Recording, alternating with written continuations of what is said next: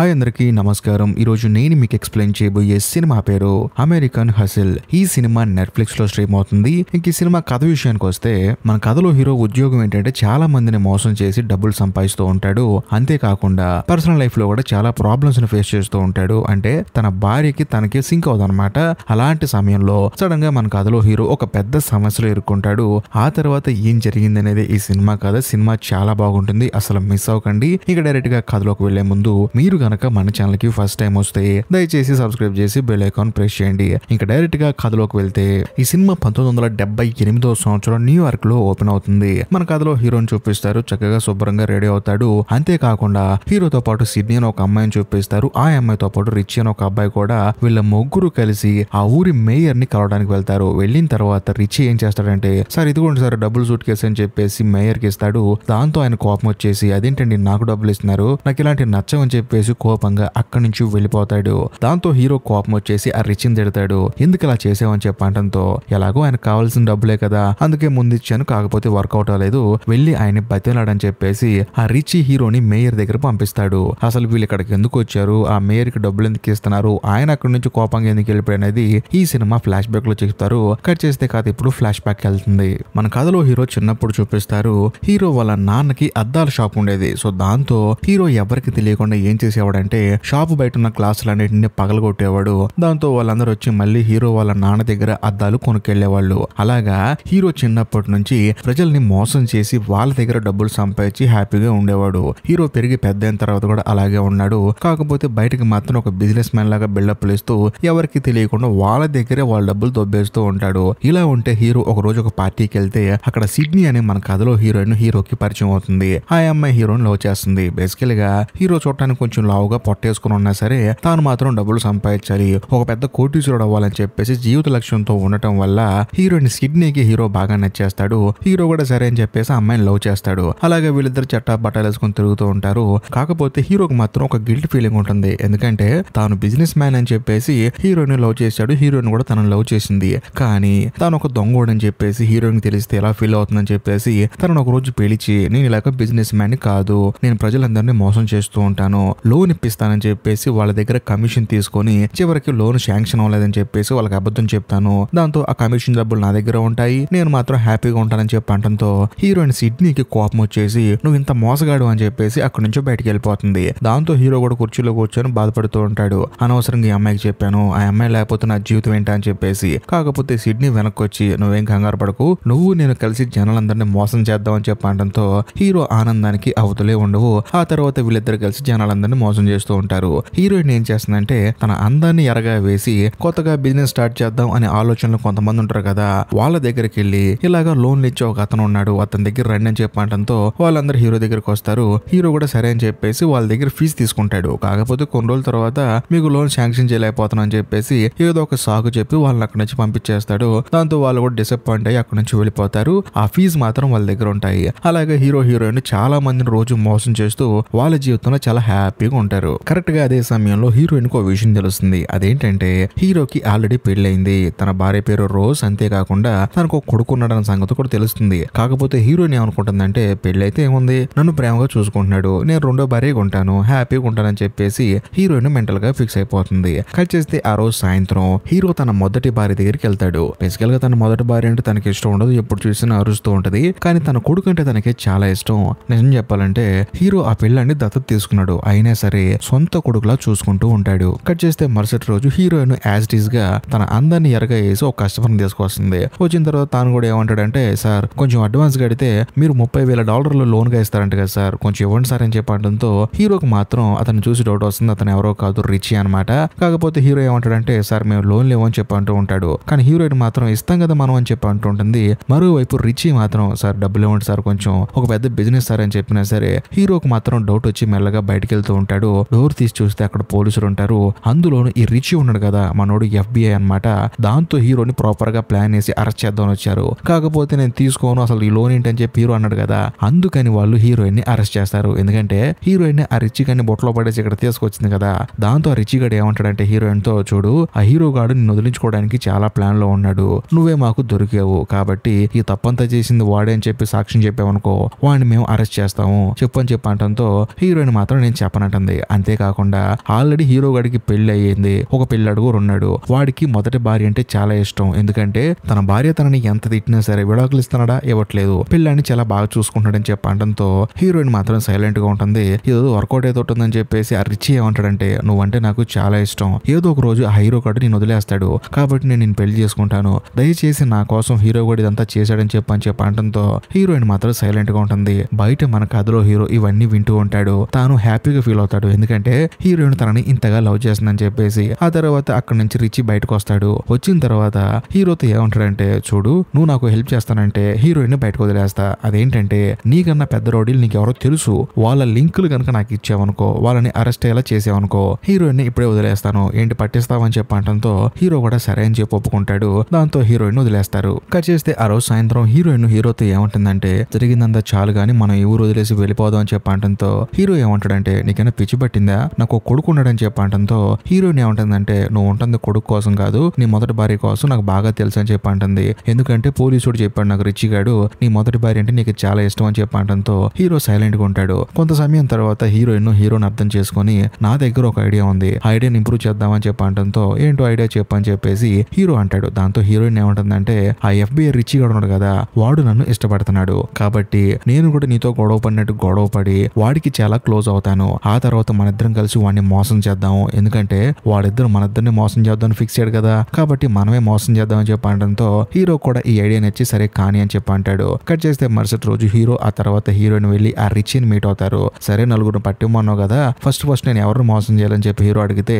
Mayor అయిన కార్మిన్ అనే పేరు చెప్తాడు అనమాట. అంటే ఈ సినిమా స్టార్టింగ్ లో వీళ్ళ ముగ్గురు కలిసి ఒక అతను కలిశారు కదా, అతనే అనమాట. బేసికల్ గా అతను చాలా మంచి అతను, కాకపోతే జనాలందరికీ డబ్బు సరిగా అందట్లేదు, అంతేకాకుండా గవర్నమెంట్ దగ్గర కూడా అంత డబ్బు లేవు. అందుకని తానేం చేస్తాడంటే పెద్ద పెద్ద గ్యాంగ్స్టర్స్ కి దగ్గర అయిపోయి వాళ్ళ దగ్గర డబ్బులు తీసుకొని ఆ డబ్బుల్ని ప్రజలకి పంచుతూ ఉంటాడు. కానీ ఈ రిచీ గడికి మాత్రం అలా చేయడం ఇష్టం ఉండదు. అందుకని మనోడు ఏం ప్లాన్ చేస్తాడంటే అరబ్ నుంచి ఒక షేక్ వస్తున్నాడు, తాను ఇక్కడ ఇన్వెస్ట్ చేస్తాడు, కాబట్టి మీకు లంచంగా కొంత డబ్బులు ఇస్తాడు, మీరు తీసుకోండి అని చెప్పేసి ఈ మేయర్ కి ఆ షేక్ ని పరిచయం చేస్తే ఖచ్చితంగా మనోడు కూడా డబ్బులు తీసుకుంటాడు. అప్పుడు మనం ఆ మేయర్ ని రెడీ హ్యాండెడ్ గా పట్టుకోవచ్చు అని చెప్పడంతో హీరో కూడా సరే నాకు ప్లాన్ ఓకే అని చెప్పేసి అక్కడ నుంచి వెళ్ళిపోతాడు. ఆ తర్వాత హీరోయిన్ ఏం చేస్తుందంటే హీరో వెనకాల వెళ్లకుండా రిచీ దగ్గరకు వచ్చి చూడు, నువ్వు చెప్పింది నాకు కరెక్ట్ అనిపిస్తుంది, హీరోకి తన భార్య అంటేనే చాలా ఇష్టం, కాబట్టి నేను లవ్ చేస్తున్నాను, నీతో ఉండాలనుకుంటున్నాను అని చెప్పడంతో రిచీ కూడా పాపం నమ్మేసి తాను కూడా ఐ లవ్ యూ అంటాడు. కట్ చేస్తే కాదు ఇప్పుడు ప్రెసెంట్ కి వస్తుంది. ఈ సినిమా స్టార్టింగ్ లో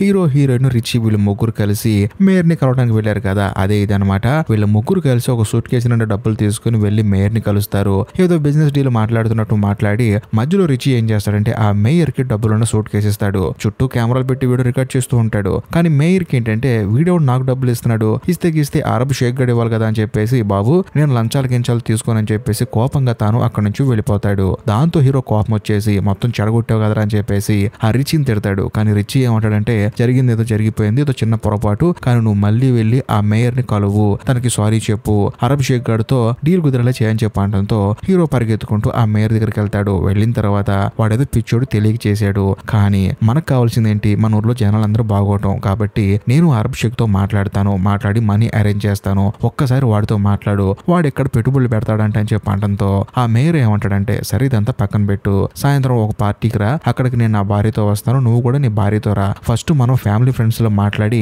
ఆ తర్వాత బిజినెస్ లోకి దిగుదాం అని చెప్పడంతో హీరో కూడా సరే అని చెప్పేసి తిరిగి హీరోయిన్ దగ్గరికి రిచీ దగ్గరకు వస్తాడు. వచ్చిన తర్వాత జరిగింది మొత్తం చెప్తాడు. దాంతో ఆ రిచీ గడి కోపం వస్తుంది, ఏంటి నువ్వు నీ భార్యతో వెళ్ళి డీల్ మాట్లాడతావా, మరి నేనెందుకు పోలీస్ అని చెప్పేసి అంటూ ఉంటాడు. కాకపోతే హీరోయిన్ కూడా కోపం వస్తుంది, నువ్వు నీ భార్యతో డీలింగ్ కి వెళ్తే మరి నేనేంటి, నేను సైడ్ పార్టీయా, నువ్వు ఎప్పుడు నన్ను అలాగే చూస్తావు అని చెప్పేసి హీరోయిన్ ఏం చేస్తుందంటే రిచీ గాడి ముందు హీరోతో గొడవ పడుతూ ఉంటుంది. హీరో కూడా ఇది డ్రామా అని చెప్పేసి సరే అని వెళ్ళిపోతాడు. పాపం ఆ రిచీ గడి ఇది నిజం అని చెప్పేసి హీరోయిన్ ని ఓదర్చుతూ ఉంటాడు. కట్ చేస్తే ఆ రోజు సాయంత్రం హీరో తన భార్యను తీసుకుని ఆ ఫంక్షన్ కి వెళ్తాడు. అంతేకాకుండా మేయర్ కూడా అక్కడికి తన భార్యతో వస్తాడు. వచ్చిన తర్వాత హీరోతో జాలీగా మాట్లాడుతూ ఉంటాడు. హీరో వాళ్ళ భార్య కూడా ఆ మేయర్ వాళ్ళ భార్యతో బాగా ఫ్రెండ్షిప్ చేస్తూ ఉంటుంది. అలా ట్రావెల్ చేసే కొద్ది ఏంటంటే హీరోకి ఒక విషయం అర్థం అవుతుంది, పాపం ఆ మేయర్ చాలా మంచోడు, జనాలకు ఏదో ఒకటి చేయాలని చెప్పేసి ఎప్పుడు తపన పడుతూ ఉంటాడని చెప్పేసి హీరోకి ప్రాపర్ గా అర్థం అవుతుంది. కట్ చేస్తే మరుసటి రోజు ఆ మేయర్ ఏం చేస్తాడంటే హీరో కోసం అని చెప్పేసి ఒక ఓవెన్ ని గిఫ్ట్ గా ఇస్తాడు. ఇచ్చి ఇది చాలా బాగుంటుంది యూజ్ చేయని చెప్పి అంటాడు. హీరోకి మాత్రం మనసులో కొంచెం బాధగా అనిపిస్తుంది, ఇంత మంచి మనిషిని నేను మోసం చేస్తున్నానని చెప్పేసి. కానీ ఆ విషయం మాత్రం బయటకు చెప్పడు. ఇదిలా ఉంటే కొన్ని రోజుల తర్వాత హీరో ఆ తర్వాత రిచీ వీళ్ళిద్దరు కలిసి ఒక ఫేక్ ఫేక్ అరబ్ షేక్ ని రెడీ చేస్తారు. కానీ హీరోకి డౌట్ వస్తుంది, వీడేంటి కొంచెం తేడాగా ఉన్నాడని చెప్పేసి. కానీ రిచీ ఏమంటాడంటే అరబ్ షేక్లు ఏ భాషలో మాట్లాడతారు, అరబ్ లో మాట్లాడతారు, కాకపోతే తొక్కడా ఇంగ్లీష్ లో మాట్లాడతారు, వీడు కొంచెం మేనేజ్ చేస్తాడు, నువ్వేం కంగారు పడకని చెప్పేసి ఫేక్ అరబ్ షేక్ గాని రెడీ చేస్తారు. కట్ చేస్తే హీరో వెళ్లి ఆ మేయర్ ని మీట్ అవ్వాల్సిన పార్టీ డేట్ రానే వస్తుంది. దాంతో హీరో రెడీ అవుతూ ఉంటాడు. అంతేకాకుండా పార్టీకి వెళ్లే ముందు ఏంటంటే రిచీకి ఫోన్ చేస్తాడు. ఫోన్ చేసి నేను ఇలా మేయర్ గారిని మోసం చేస్తాను, నువ్వు వచ్చేసి మధ్యలో ఏది పెడితే చేయమాకని చెప్పేసి మాట్లాడుతూ ఉంటాడు. హీరోయిన్ హీరో మీద డౌట్ వచ్చేసి వేరే ఫోన్ తీసుకుని తను రిచీతో ఏం మాట్లాడుతున్నాడో వింటుందన్నమాట. అప్పుడు తనకు అర్థమైపోతుంది వీళ్ళందరూ కలిసి ఆ మేయర్ ని మోసం చేయబోతున్నారని చెప్పేసి. కానీ వెంటనే హీరో అది గమనించి దయచేసి నా వృత్తిలో మాత్రం నువ్వు వేలు పెట్టమాకు, ఎందుకంటే నేను బాగా చూసుకుంటున్నాను, ఆ విషయం నీకు అర్థం కావట్లేదని చెప్పేసి హీరో పార్టీకి బయలుదేరుతుంటే నేను కూడా వస్తానని చెప్పేసి హీరోయిన్ అంటుంది. కానీ హీరో ఏమంటాడు, అక్కడికి ఎందుకు నువ్వు అని చెప్పి అంటాడు. వెంటనే హీరోయిన్ కోపం వచ్చేసి ఆ మేయర్ కు ఫోన్ చేసి ఏమంటే మీరు ఏదో పార్టీకి వెళ్తున్నారంట కదా, నన్ను తీసుకెళ్ళాలంటున్నాడు మా ఆయన అని చెప్పి అంటంతో ఆ మేయర్ ఏమంటాడంటే హీరోతో, చూడు నేను ఎక్కడికి వెళ్ళినా సరే నా భార్యతో చక్కగా వెళ్తాను, నువ్వు కూడా నీ భార్యని తీసుకురావా బాగుంటుందని చెప్పి అంటంతో హీరో కూడా చేసేదేం లేక తన భార్యని ఆ పార్టీకి తీసుకుని బయలుదేరతాడు. అలా ఆ పార్టీకి వెళ్తే అక్కడ మేయర్ తన భార్యతో ఉంటాడు. అంతేకాకుండా రిచీ ఏమో హీరోయిన్ తో వస్తాడు. చాలా మంది బిజినెస్ మ్యాన్లు కూడా అక్కడ ఉంటారు. అదే సమయంలో మేయర్ ఏమంటాడంటే అరబ్ షేక్ గారు వచ్చారని చెప్పి అనడంతో వీళ్ళు రెడీ చేసిన ఆ డమ్మీ అరబ్ షేక్ వస్తాడు. కరెక్ట్ గా అదే సమయంలో హీరోయిన్ ఏం చేస్తుందంటే అక్కడ బాగా డబ్బున్న బిజినెస్ మ్యాన్లు ఉంటారు కదా, వాళ్ళలో ఒక అతనితో బాగా క్లోజ్ గా మాట్లాడుతూ ఉంటుంది. హీరోకి ఏమో అస్సలు నచ్చదు. కాకపోతే ఇక్కడ ఒక హైలైట్ ట్విస్ట్ ఏంటంటే ఆ పార్టీకి ఒక భయంకరమైన ఓల్డ్ గ్యాంగ్స్టర్ ఒక అతను వస్తాడనమాట. అతన్ని ఏంటంటే ఎవరన్నా మోసం చేసినా ఎవరన్నా తనని ఏదైనా చేయాలనుకున్నా సరే చంపేసి వెళ్ళిపోతాడు. అది కూడా మనం ఏదైనా హత్య చేస్తే ఆ శవాన్ని దాచి పెడతాం, కానీ అతను మాత్రం ఆ శవాన్ని నడి రోడ్డు మీద పడేసి ఇంకొకసారి తన గురించి ఎవడన్నా ఆలోచించాలన్నా కూడా వాడికి భయం పుట్టేలా చేసి వెళ్ళిపోతాడు. దాంతో హీరోకి అతను చూసిన తర్వాత భయం వేస్తుంది. ఎందుకంటే ఇప్పుడు ఈ మేయర్ ని తాను మోసం చేసినట్లు తెలిస్తే తనని నడి రోడ్డు మీద చంపేస్తాడేమో అని చెప్పేసి హీరోకి భయం వేస్తుంది. కానీ రిచీకి మాత్రం మొత్తానికి హీరో కూడా వచ్చాడా, కరెక్ట్ గా టైం కుదిరితే అన్ని ప్రూఫ్లతో సహా ఈ గ్యాంగ్స్టర్ ను కూడా అరెస్ట్ చేయొచ్చు అని చెప్పేసి రిచీ ఆలోచిస్తూ ఉంటాడు. అలా కొంత సమయం గడిచిన తర్వాత ఆ మేయర్ గ్యాంగ్స్టర్ టేబుల్ దగ్గర కూర్చుంటారు. హీరో ఆ తర్వాత రిచీ వీళ్ళిద్దరు కలిసి అరబ్ షేక్ ని మధ్యలో కూర్చోబెట్టుకుంటారు. అప్పుడు రిచీ ఆ గ్యాంగ్స్టర్ తో ఏమంటాడంటే, చూడండి సార్, ఈ షేక్ గారికి అమెరికాలో డబ్బులు ఇన్వెస్ట్ చేసి అమెరికాలో సెటిల్ అయిపోవాలంట, కాబట్టి ఆయనకి ఇక్కడ గ్రీన్ కార్డ్ ఇవ్వాలంట అని చెప్పడంతో అది పెద్ద విషయం ఏం కాదు కానీ నేను ఆయనతో మాట్లాడాలని చెప్పడంతో వీళ్ళందరికీ మైండ్ బ్లాక్ అయిపోతుంది. ఇక్కడ ఒక హైలైట్ విషయం ఏంటంటే ఈ గ్యాంగ్స్టర్ కి అరబిక్ లాంగ్వేజ్ వచ్చనమాట. దాంతో ఆ షేక్ ని అరబ్ లో మాట్లాడమంటాడు. కానీ మనోడేమో ఫేక్ కదా, మనోడేమో మాట్లాడలేకపోతూ ఉంటాడు. ఈ గ్యాంగ్స్టర్ కి డౌట్ వస్తుంది, ఈడేంటి తన మదర్ టంగ్ మాట్లాడలేకపోతున్నాడు అని చెప్పేసి అనుకుంటూ ఉంటాడు. కరెక్ట్ గా అదే సమయంలో ఒక తాగుబోతు అతను వచ్చేసి వీళ్ళ మధ్యలో కూర్చొని ఏదేదో వాగుతూ ఉంటాడు. టోటల్ గా వాళ్ళ మీటింగ్ డిస్టర్బ్ అయిపోతుంది. హీరో అప్పుడు ఊపిరి పీల్చుకొని, సార్ షేక్ గారితో కొంచెం మీటింగ్ ఉంది నాకు, మేమిద్దరం పర్సనల్ గా మాట్లాడుకుంటాం అని చెప్పేసి హీరో ఏం చేస్తాడంటే ఆ షేక్ ని పక్కకు తీసుకెళ్లిపోతాడు. ఆ తర్వాత తన బాత్రూమ్ లోకి వెళ్ళి ఒక టాబ్లెట్ వేసుకుంటాడు. ఎందుకంటే మనోడికి గుండె చేతిలోకి వచ్చిందనమాట. ఏదో ఒకటి తేడా జరిగినా సరే ఆ భయంకరమైన గ్యాంగ్స్టర్ ఫస్ట్ హీరోని చంపేస్తాడు. దాంతో హీరో అప్పుడు ఊపిరి పీల్చుకుంటాడు. మరోవైపు మన కథలో హీరో వాళ్ళ భార్య ఆ తర్వాత హీరోయిన్ ఇద్దరు కలిసి పోట్లాడుకుంటూ ఉంటారు. హీరో వాళ్ళ భార్య ఏమో నా భర్త నువ్వే బొట్లో వేసుకున్నావు, అప్పటి నుంచి ఇంటికి సరిగా రావట్లేదని చెప్పేసి గొడవ పడుతూ ఉంటుంది. కానీ హీరోయిన్ ఏమంటుందంటే నీ భర్తకు నువ్వు అసలు ఇష్టమే లేదు, కేవలం నీ భర్తకు నీ కొడుకంటే ఇష్టం, అందుకని అప్పుడప్పుడు వస్తున్నాడని చెప్పేసి అంటంతో హీరో వాళ్ళ భార్య ఫీల్ అవుతుంది. ఆ తర్వాత కోపంగా అక్కడి నుంచి వెళ్ళిపోతుంది. కట్ చేస్తే మరోవైపు రిచీ ఏం చేస్తాడంటే పై అధికారుల దగ్గరికి వెళ్ళి, సార్ అర్జెంట్ గా 20 లక్షలు క్యాష్ కావాలి, అంతేకాకుండా ఒక 5 స్టార్ హోటల్ బుక్ చేయాలని చెప్పి అంటంతో ఏం మాట్లాడుతున్నారో నువ్వు అని చెప్పి అంటారు. కాకపోతే రిచీ ఏమంటాడంటే సిటీలో ఉన్న పెద్ద పెద్ద బిజినెస్ మ్యాన్లు, ఒక గ్యాంగ్స్టర్, అంతేకాకుండా ఈ ఊరి మేయర్ వీళ్ళందరూ ఒకే చోట గ్యాదర్ అయిన తర్వాత వాళ్ళకి మనం లంచంగా డబ్బులు ఇస్తున్నట్టు ఇచ్చి వాళ్ళని రెడ్ హ్యాండెడ్ గా పట్టుకొని అందరినీ అరెస్ట్ చేయొచ్చు అని చెప్పి అంటంతో ఫస్ట్ వాళ్ళు ఆలోచిస్తారు, ఓకే ఐడియా బాగుంది కానీ 20 లక్షలు ఒక 5 స్టార్ హోటల్ అంటే కొంచెం కష్టం అని చెప్పేసి ఆ రిచీ చెప్పిన ఐడియాకి మొదట నో చెప్తారు. దాంతో రిచీ కోపం వచ్చేసి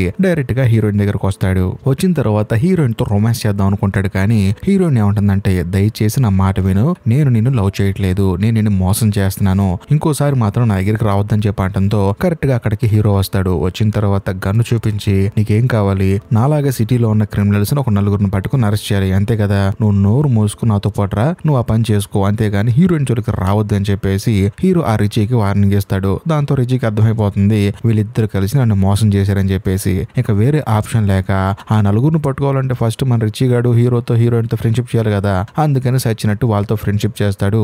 ఆ తర్వాత ఆ రిచీకి వాళ్ళ పై అధికారులు ఒక పెద్ద 5 స్టార్ హోటల్ బుక్ చేస్తారు. అంతేకాకుండా 20 లక్షల క్యాష్ కూడా పిలుస్తారు. సో దాంతో రిచి అలాగే హీరోయిన్ వీళ్ళ ముగ్గురు కలిసి ఆ మేయర్ ని, కొంతమంది బిజినెస్ మ్యాన్ ని, గ్యాంగ్స్టర్స్ ని వాళ్ళందరిని ఒక చోటకు రప్పించి వాళ్ళకి డబ్బులు ఇస్తూ ఉంటారు. అది వాళ్ళకి తెలియకుండా వీడియో తీస్తూ ఉంటారు. కానీ అక్కడ కూర్చున్న హీరో మాత్రం బాధపడుతూ ఉంటాడు. అందరిని మోసం చేసిన ఓకే, వాళ్ళందరూ దుర్మార్గులు, కానీ ఈ మేయర్ పాపం జనాలకు మంచి చేయాలనుకుంటున్నాడు కదా, తనను కూడా నేను మోసం చేస్తానని చెప్పేసి హీరోకి బాధేసి అక్కడి నుంచి లేచి వెళ్ళిపోతాడు.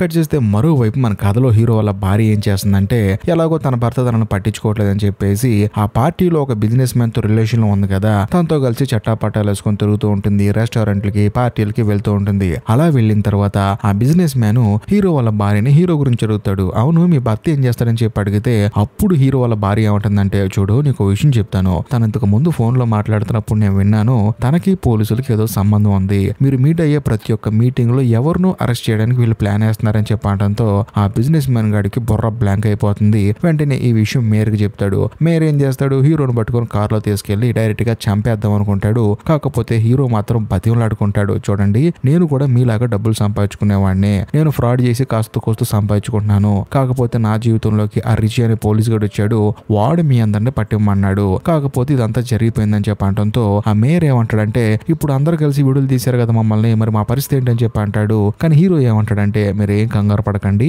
వాడి దగ్గరున్న ఆ వీడియో ఎలా హ్యాండ్ ఓవర్ చేసుకోవాలో నాకు బాగా తెలుసు అని చెప్పి అంటంతో ఆ మేయర్ ఏం చేస్తాడంటే హీరోని తన ఇంటికి తీసుకెళ్లి అమ్మ నా బుద్ధులు తిడతాడు, నీ వల్ల నా జీవితం నాశనం అయిపోతుంది, ప్రజలకు మంచి చేయాలనుకున్నాను రా, కానీ నీ వల్ల ఇలా అయిపోయిందని చెప్పి అంటంతో హీరోకి చాలా బాధ అనిపిస్తుంది. ఎందుకంటే మేయర్ చాలా మంచోడు, అందులోనూ తన ఫ్యామిలీతో బాగా ఫ్రెండ్షిప్ అయిపోయేసరికి తనకి ఏంటంటే కొంచెం గిల్టీగా అనిపిస్తుంది అనమాట. మీరేం కంగారు పడకండి, నేనంతా సెట్ చేస్తానన్నా కూడా ఆ మేయర్ కి కోపం వచ్చేసి అర్జెంట్ గా ఇంట్లోంచి వెళ్ళిపో అని చెప్పంటంతో హీరో ఎంతో బాధగా ఇంటికి వస్తాడు. వచ్చిన తర్వాత అతి భయంకరంగా తన భార్యను తిడుతూ ఉంటాడు. నీ వల్ల ఇదంతా జరిగింది, ఆ బిజినెస్ మ్యాన్ గడితో నువ్వు క్లోజ్ గా ఉన్నప్పుడే నాకు అర్థమైంది, వాడికి నువ్వేనా చెప్పిందని చెప్పంటంతో హీరోయిన్ మాత్రం నేను చెప్పలేదని చెప్పంటుంది. కానీ మీరిద్దరు కలిసి డేటింగ్ చేస్తున్నారు, మీ ఇద్దరు కలిసి చట్టాపట్టాలు వేసుకొని తిరుగుతున్నారు నాకు తెలుసు అని చెప్పంటంతో హీరోయిన్ కూడా అవును అని చెప్పి ఒప్పుకుంటుంది. దాంతో హీరో కోపం వచ్చేసి ఇంకా నీకు నాకు ఎటువంటి సంబంధం లేదు, నువ్వు వెళ్ళి ఆ బిజినెస్ మ్యాన్ గడితో ఉండని చెప్పేసి హీరో ఆ పిల్లాన్ని తీసుకుని బయటకు వచ్చేస్తాడు. కట్ చేస్తే మరుసటి రోజు హీరో ఆ తర్వాత రిచి, హీరోయిన్ వీళ్ళ ముగ్గురు కలిసి ఆ భయంకరమైన గ్యాంగ్స్టర్ ఉన్నాడు కదా తనని మీట్ అవడానికి వెళ్తారు. వెళ్ళి చూస్తే అక్కడ ఆయన ఉండడు, కానీ ఆయన పర్సనల్ లాయర్ మాత్రం అక్కడ ఉంటాడు. తానేమంటాడంటే, ఆయనకి ఏం చెప్పాలనుకున్నా నాతో చెప్పండి, ఆయన ఏం చెప్పాలనుకున్నా నాతో చెప్తాడు, నేను మీతో చెప్తాను, సో మీరు గనక నాకు డబ్బులు ఇచ్చారనుకోండి ఆ డబ్బులు ఆయనకి ఇస్తాను, ఆయన ఎవరిని కావాలంటే వాళ్ళని చంపేడతారు మీకు అని చెప్పడంతో ఈ రిచి కూడా సరే అని చెప్పేసి ఆ 20 లక్షలు ఉన్నాయి కదా ఆ 20 లక్షలు ఈ భయంకరమైన గ్యాంగ్స్టర్ వాళ్ళ లాయర్ కి ఇస్తాడు. ఆయన కూడా సరే అని చెప్పేసి తీసుకుంటాడు. దీన్నంతా వీడియో రికార్డ్ చేసుకుంటాడు. ఆ తర్వాత ఇక రిచి ఆనందానికి అవధులు లేవు, అందరి వీడియోలు తీసుకున్నాడు, అందరినీ రెడీ హ్యాండెడ్ గా అరెస్ట్ చేయొచ్చు అని చెప్పేసి తను ఎంతగానో ఆనందపడతాడు. మరోవైపు మన కథలో హీరో ఆ తర్వాత హీరోయిన్ బాధపడుకుంటూ అక్కడి నుంచి వెళ్ళిపోతారు. కట్ చేస్తే మరుసటి రోజు హీరోతో మాట్లాడాలని చెప్పేసి రిచి వాళ్ళ పై అధికారి ఒక పెద్ద పోలీస్ ఆఫీసర్ పిలుస్తాడనమాట. పిలిచిన తర్వాత అవునయ్యా ఆ 20 లక్షలకి ఇచ్చారంట కదా అని చెప్పడంతో ఏ 20 లక్షలండి, మీరు రిచికి ఇచ్చారు, ఆ రిచి వేరే అతనికి ఇచ్చాడు, మధ్యలో నాకేంటి సంబంధం అని చెప్పడంతో ఇప్పుడు పోలీసు ఒక భయంకరమైన విషయం చెప్తాడు. అదేంటంటే మేము 20 లక్షలు ఇచ్చాం కదా లాయర్ కి, అతను ఆ భయంకరమైన గ్యాంగ్స్టర్ అసిస్టెంట్ కాదంట, వాడు ఒక పెద్ద ఫ్రాడ్ గడంట అని చెప్పడంతో హీరో సైలెంట్ గా ఉంటాడు. అసలు ట్విస్ట్ ఇప్పుడే రియల్ అవుతుంది. బేసికల్ గా ఆ భయంకరమైన గ్యాంగ్స్టర్ గనక మోసం చేస్తే వాడు నడి రోడ్డు మీద చంపేస్తాడు. కనీసం మేయర్ అన్న తిట్టి బయటకు పంపించాడు, ఎందుకంటే ఎలాగోలా ఈ కేసు నుంచి బయటకు రావచ్చు అని చెప్పేసి. కానీ ఆ గ్యాంగ్స్టర్ అలా కాదు కదా, అందుకని ఆ గ్యాంగ్స్టర్ తరపు లాయర్ అని చెప్పి ఒకరిని తీసుకొచ్చి కూర్చోబెట్టింది మన కథలో హీరో. అందులోను ఆ 20 లక్షలు ఇప్పుడు హీరో దగ్గరే ఉన్నాయి, కానీ ఏమి తెలియనట్టు హీరో నటిస్తూ ఉన్నాడు అనమాట.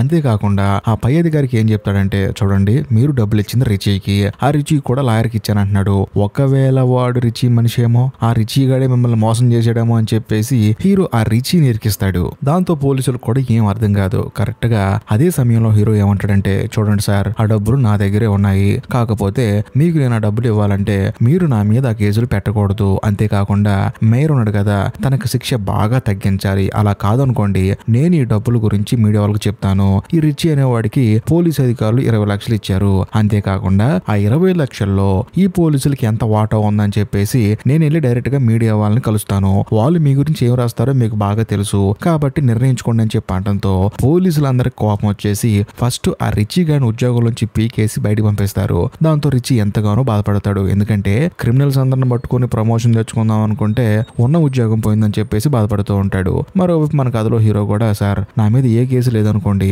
నేను ప్రశాంతంగా జీవితం కొనసాగిస్తానండి, ఇటువంటి పనులే చేయను, హ్యాపీగా ఉంటా అని చెప్పడంతో వాళ్ళు కూడా సరే ఒప్పుకుంటారు. హీరో కూడా వాళ్ళకి డబ్బులు రిటర్న్ ఇచ్చేస్తాడు. అంతేకాకుండా చాలా మంది బిజినెస్ మ్యాన్ ని వాళ్ళు అరెస్ట్ చేస్తారు. హీరో మీద ఎటువంటి కేసు ఉండదు. ఆ తర్వాత మేయర్ ని కూడా అరెస్ట్ చేస్తారు. తనకి చాలా తక్కువ శిక్ష వేసి జైలు నుంచి విడుదల చేస్తారు. అంతేకాకుండా హీరో వాళ్ళ భార్య ఉంది కదా, తానేమో ఆ బిజినెస్ మ్యాన్ ని పెళ్లి చేసుకొని తనతో జీవితాన్ని కొనసాగిస్తుంటుంది. మరోవైపు మన కథలో హీరో ఏం చేస్తాడంటే తన కొడుకుని తీసుకొని హీరోయిన్ తీసుకొని బ్యాంకులో లోన్ తీసుకొని ప్రశాంతంగా ఒక బిజినెస్ చేసుకొని బతుకుదాం అని చెప్పేసి తన ప్లాన్ తాను వేసుకుంటూ నడుచుకుంటూ వెళ్తూ ఉంటాడు. ఇంతటితో సినిమా అయిపోతుంది. ఈ వీడియో మీకు నచ్చితేనే లైక్ చేయండి, షేర్ చేయండి, కామెంట్ చేయండి.